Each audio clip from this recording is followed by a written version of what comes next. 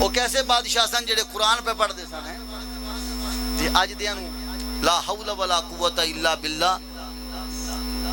اور توجہ یار، دل سے جو بات نکلتی ہے اثر رکھتی ہے، پر نہیں طاقت پرواز مگر رکھتی ہے. ساڈے ملک دے وزیر اعظم نو پرسوں قرآن دی آیت نہیں باہر لوگاں دے سامنے کھڑو کے پڑھنی ہے. ہن اگلی گل سنو، اگلی دل سے جو بات نکلتی ہے، دل ساڈا خون دے آنسو روندا ہے. قرآن دی آیت پڑھنی، توجہ کریا جی. ممبر رسول تے بیٹھا قسم چکن دی مینوں عادت نہیں. اج میں انڈیا دے پارلیمنٹ دے اندر ایک پارلیمنٹیرین دی میں گفتگو سن رہا سا.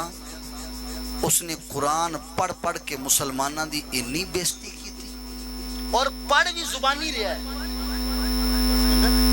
پڑھ بھی زبانی اتنے ویکھ کے نہیں، پڑھ بھی زبانی قرآن رہا ہے. تو قرآن انج پہ پڑھتا جی میں حافظ ہوں.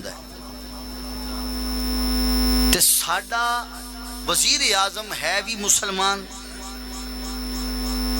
تے قرآن بھی سیدھا پڑھنا یہ ساڈی بدبختی ہے. ہن دیکھو، ہن او ہے غیر مسلم تے قرآن انج پہ پڑھتا ہے اور نشاندہی کر رہا ہے. انہیں کیا سنو کافروں، میں آپ کو بھی مخاطب کرتا ہوں اور میں کافروں کو بھی مخاطب کرتا ہوں.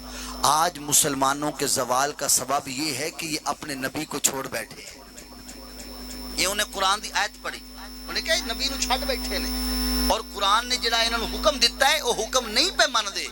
اس واسطے انہیں ملکاں دا نام لیا. انہیں کہا غزہ دے اندر مسلمان اس وجہ تو ذلیل ہو رہے ہیں، فلاں شہر دے اندر اس وجہ تو انہوں نے کہا ساڈے ملک دے اندر اس وجہ تو انہوں نے مار پی رہی ہے. کیوں؟ وجہ اے وے کہ انہوں نے قرآن چھڑیا ہے.